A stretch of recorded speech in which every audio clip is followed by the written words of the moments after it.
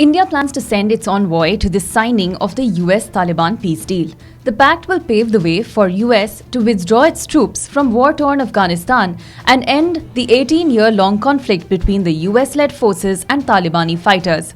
Despite the heavy US presence, the Taliban now controls or holds influence over more Afghan territory than at any point since 2001. They thus are a significant force in the country where much for India too is at stake. New Delhi has vital strategic stakes in Afghanistan where it has worked on several development projects, and this has prompted India for the first time ever to negotiate diplomatically with the Taliban.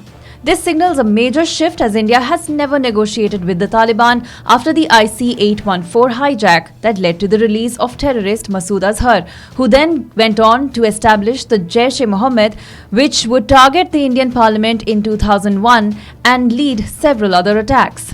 Even as India has softened its position towards the Taliban, it has spelled out 3 red lines that must be respected for any deal with the Taliban.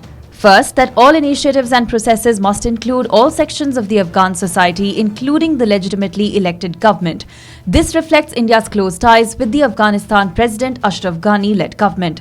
The second red line is that any process should respect the constitutional legacy and political mandate. India will be watching whether what some Western political commentators call the new Taliban will respect human rights, including women's rights and democratic processes, and carry forward achievements of the last 18 years. The third is that any process should not lead to any ungoverned spaces where terrorists and their proxies can relocate. US and Taliban will sign a peace agreement on February the 29th.